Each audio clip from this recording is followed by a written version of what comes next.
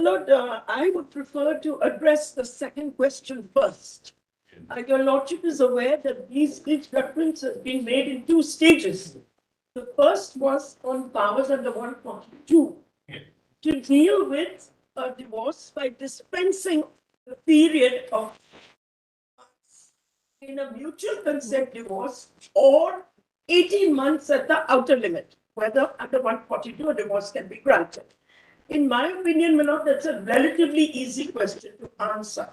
But my lord, your lordship made a subsequent reference on the question whether irretrievable breakdown divorce can be granted, notwithstanding the fact that one of the parties is not consenting. So, That we raised, you see, there are a number of cases coming up in the court arising from such a scenario. Sometimes courts have exercised, sometimes they're not exercised. It arises at times when parties have been living apart for 15 years, 20 years. You know that there's nothing left in the marriage after so many years.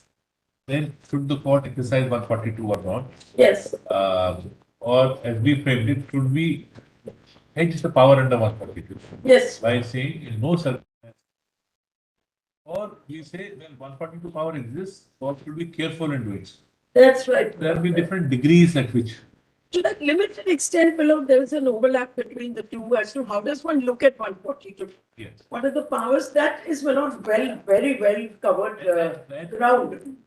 Subjectivity also will arise from where it is. Yes, below. That's a matter of discretion. Then discretion will always, not even in this matter, otherwise also, it's bound to vary a little because we are. Yes, below, from case to case. We are not a composite court. We are a court of benches. So yes, and the conception of, at the end of the day, in the interest of justice, what is the conception of the court of justice? Now, my lord, that's why I said the second reference is more significant, because the specific question raised there is where there is absence of consent by one side, then where can the court use its power under 142? Lord, I would like to carry the matter one step further with your permission, assuming the answer is yes, which in my opinion it is yes. Whether even a trial court can do it in exercise of powers under section 151 of CRPC. So there are inherent powers in all CPC. I'm sorry, CPC. Not all courts have inherent powers. You are seeking to what we have been doing under 142. If I understand you correctly, I'm only phrasing to appreciate your submission. You are saying give powers to the High Court and Supreme Court also under 155. Yes. The only, you may in your own way address it, the only impediment seems to be that despite recommendations of the law commissions, to the disputable breakdown of marriage. Yes. The legislature has been reluctant. Yes. Right, so both So we don't do 142 like just saying that we grant it. We say, okay, what is that you need? How do you need to maintain? So yes, it's a balancing which we do. it is. But my lord, I have, the way I have visualized it is, what is the public policy that governs the determination outcome? Now, my lord, it has always struck me as very strange that our matrimonial laws, they tell you what is the capacity to marry, what is the formality required for marriage, what is the way in which you can exit a marriage. But to the best of my knowledge, there are very few judgments which actually give us an idea of what exactly marriage is all about. Perhaps, my lord, it is incapable of definition. And that could be the reason why we don't find too many judgments. So, my lord, the way I've approached the issue is, I begin by trying to explain with reference to case law how courts have visualized what a marriage ought to be. And then move on to the question that if that is not what the marriage consists of, as my lord put to me, is it dead? Is it an empty shell? Is it incapable of resolution? Then you reach the question, what now do we do after this? So, my lord, it's very, very important to address the question exactly what, under all laws, under all theories of justice, under all theories of matrimonial law, how does one conceive of the institution of marriage? So, my lord, if you turn to my amicus brief, I put it up. So, my lord, if your Lordship turns to the second brief which I handed out today, Yes. definition of marriage and law governing marriages. Yes. Before answering the question as framed by this honorable court, it is necessary to point out the substance of marriage as a voluntary union that requires consent by both parties. Under some personal laws, the consent is given explicitly, and under other laws, implied. Now, my lord, on a review of the Hindu Marriage Act, I found that there is no specific provision saying that the two parties have to consent. It is only implied from the fact that both of them have to have the mental capacity to marry. Whereas in other laws, my lord, such as Islamic law, there has to be something called kabul, kabul, kabul. That means you're giving specific consent to the Contractual. marriage. It's a contractual marriage. Yes. There is a specific requirement for consent in many laws, but in Hindu law, my lord, it is apparent to me that it's an implied consent because the capacity to marry includes the capacity to give consent. Yes. So, my lord, we'll proceed on the assumption that it's a voluntary union. That is sacramental in character. So when you perform those essential ingredients of marriage, nobody can force you to take a saptamati, for example. I presume so, my lord, but there is no specific provision in law Yes. that the party has to give consent. My lord, I have personally dealt with cases where women have gone through Sat Veras. And my lord, one of my clients in this court, while she was doing the Sat Veras, she was sending messages to the police commissioner saying, I'm not consenting to this marriage. And my parents are forcing me into this marriage. I filed an Article 32 petition in this court saying, where is the consent? And it was just, my lord, settled by this honorable court by notice being issued to the parents. And they then agreed that, all right, if she files a petition for divorce, we'll not come in the way. Let the court decide. So, but be that as it may, my lord, let us proceed on the assumption that all marriage laws require consent. That is why I say it's a voluntary union between two people. Now, my lord, what are the implications flowing from this? We move to paragraph 3. All statutes with marriage and divorce, namely Special Marriages Act, Hindu Marriages Act, Divorce Act, Parsi Marriages Act, Dissolution of Marriages Act, Muslim Personal Law, Sharia Application Law, deal with capacity to marry, the procedure prescribed for formation of a marriage, and the manner and method of termination of marriage and divorce. However, strangely, none of them define what is marriage and or what happens during the subsistence of the marriage. Before dealing with the question of irretrievable breakdown of marriage, it is necessary to deal with what exactly is marriage. Now, in other countries, notably Lord Canterbury versus Canterbury, 1964 Australian law reports. Unfortunately, I was not able to access this judgment. I've taken it as reproduced in a judgment of the Delhi High Court, Arvinder Kaur versus Arvinder Singh. But your lordship may find a copy in the judge's library. I'm not sure whether this copy will be available, but this is what it says. Companionship, love, affection, comfort, mutual services, sexual intercourse, all these belong to the married state. Taken together, they make up consortium. Consortium has been defined as a partnership or association, but in the matrimonial sense, it implies much more than these rather cold words would suggest. It involves a sharing of two lives, a sharing of joys and sorrows of each party, or their successes and disappointments. In its fullest sense, it employs a companionship between each of them, entertainment of mutual friends, sexual intercourse, all these elements which, when combined, justify the whole common law dictum that a man and a wife are one person.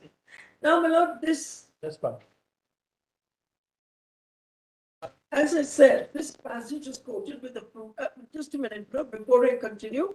If your lordship focuses on that last sentence, when combined, justify the whole common law dictum that a man and a wife are one person. But with respect, this last sentence requires to be dealt with great caution because it comes from the doctrine of coverture in common law, which in fact has been abolished. It belongs to a time when husband and wife could not sue each other, when the debts of one could be recovered from the other, when there were many disadvantages for a woman to be married because she was considered one person in the eye of law with her husband. She didn't have individual rights as an individual. So it has been done away in common law in many different situations, and I respectfully submit, my lord, after recognize the right to autonomy as a fundamental right. It certainly is not the law in India. This business about being one person. So, my lord, yes, a marriage is definitely an association under Indian law, which is monogamous in nature, but it doesn't follow that the two persons are one in the eye of law. That I wish to make very clear. Because if that was the case, my lord, there would be no doctrine of divorce at all. There would be no question of putting a marriage to an end with procedure prescribed by law. And my lord, so therefore, that one last sentence has to be taken with a bit of caution. My lord, incidentally, I've taken it from the judgment of the Delhi High Court in Harinder Kaur versus Harinder Singh. It was a judgment, my lord, which refused to strike down Section 9 of the Hindu Marriages Act on restitution of conjugal rights on the ground that it was unconstitutional.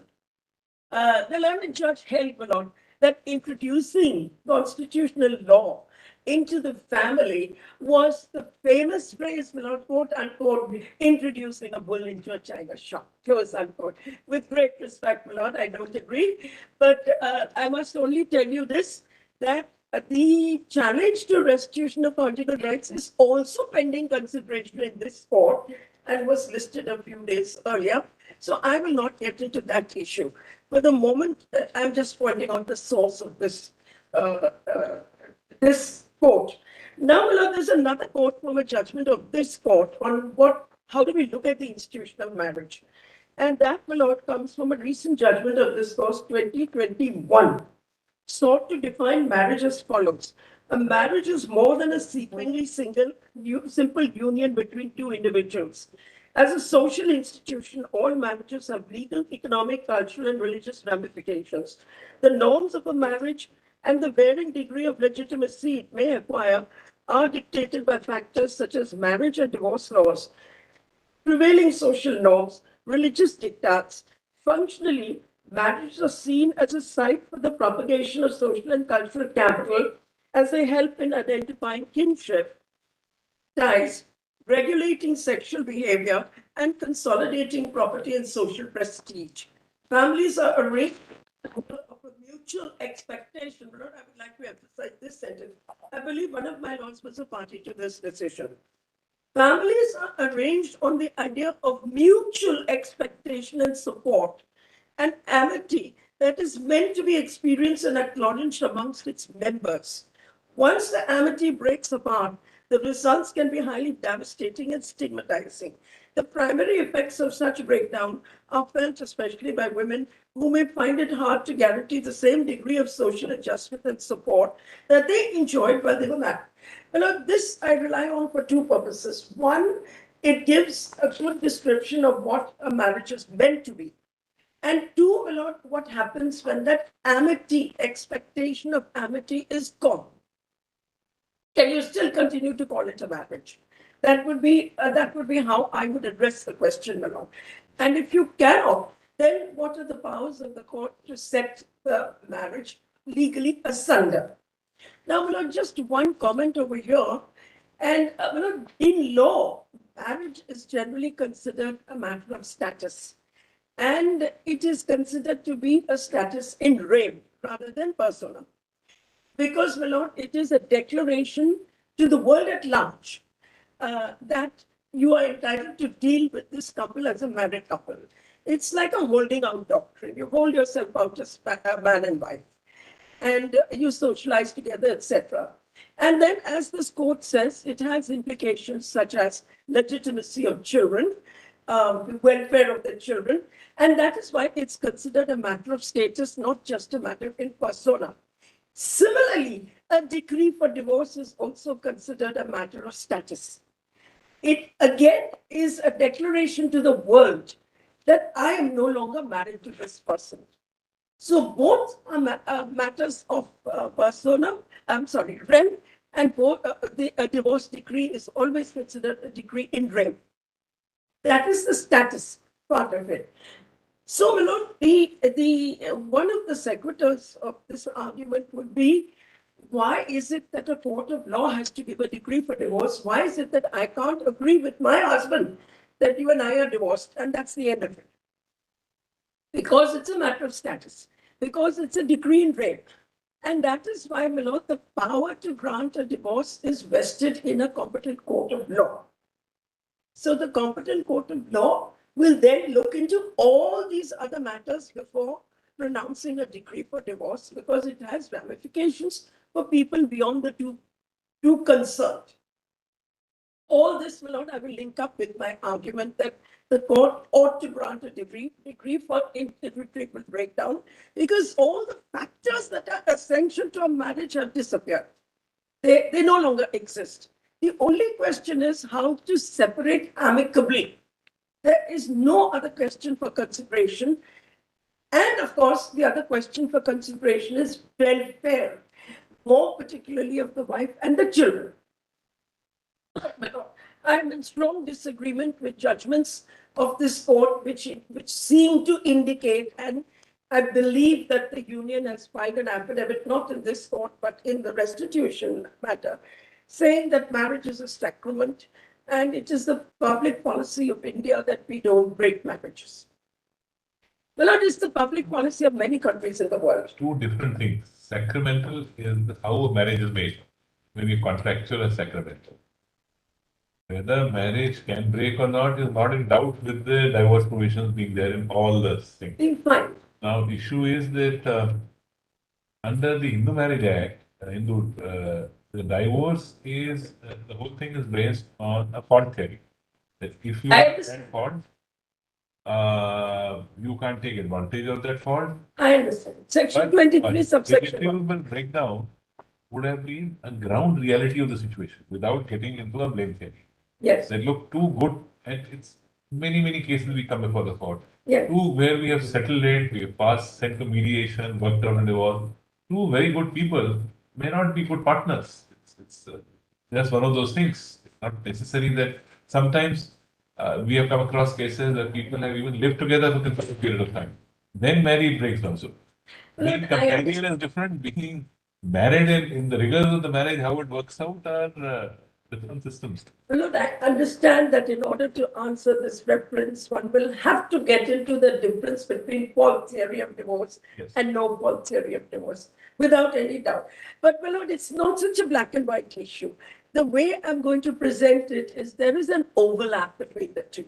And it's going to be my submission that every marriage where a petition for divorce is filed, and you know from experience, there are allegations and counter allegations. You have never seen a petition in which only one person alleges something and the other does not.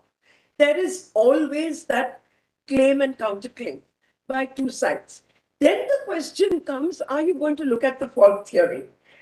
Because section 23, subsection 1A specifically says that no party can take advantage of its own wrong.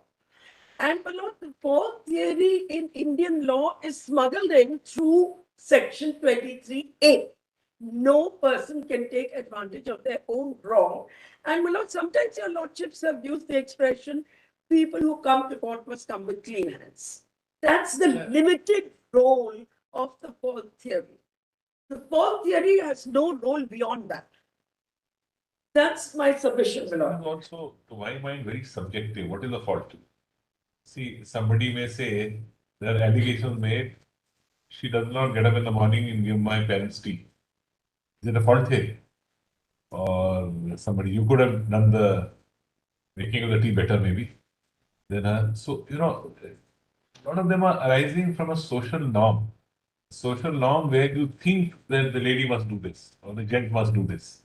And from there we attribute faults. So this is another concern I have, that what we attribute as fault is not really a fault, but it's the understanding of a social norm, how a particular thing ought to be done.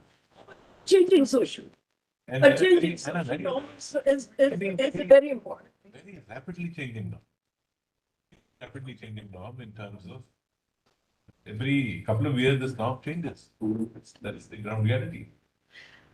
That is why this court has held that public policy is not frozen in time. Public policy, the West Bengal case, the West Bengal, I forget the exact cause title, but in the, where below the Henry VIII clause was challenged in this honorable court, which allowed for unilateral termination of a contract. And the question was, what is the constitutional validity of that unilateral termination law? There, the court has gone into the whole issue of public policy and held that public policy is not something static in point of time. Similarly, social norms are not static in point of time. Social norms change. It is no longer possible to argue a case of this kind or any matrimonial issue by relying on the laws of Manu. And about that, my lord, I'm very clear. And therefore, my lord, arguments such as it's a sacrament, and therefore we should not agree to this theory of irretrievable breakdown do not make any legal sense, my lord. That's in 1956 on once used. It was sacrament, always treated as sacrament. 1956 we introduced a divorce. Once you introduce a divorce, that in a sacramental marriage, divorce can take place is known. Question is, in that divorce proceeding, should somebody must be attributed a fault, or if two people can't live together, they go for a consent divorce, which was also introduced after some Yes. stage of time. Now the third scenario is which, well, you may think the other person is at fault. He can't somehow sit face to face with you and spend time with you. So if the court comes to an opinion that this marriage is not capable of any reconciliation, then there's no point in a actually pointless marriage, which is, as you say, the fundamentals of marriage are absent. And the only other thing is that what terms the marriage should take. You take in, protection and protect the women in whatever way. Sometimes women are actually better off than the men, so they don't even. We've seen cases where they agree that as long as this. I've seen cases where normally the women resist. The man was resisting. I said, "What's your problem?" She doesn't want anything. She has a better capacity to earn, a better position, but the man doesn't want to let go. I've exercised 142 even in those cases and granted saying that this is being obdurate unnecessarily. Yeah. If people have not lived for a couple of years, Yes. it works now. Today works both ways. Yes. Saying men to resist. Because the law is Trying gender to neutral. resist. The law itself is gender neutral. Yes. It will work both ways. Can we carry on tomorrow? Yes.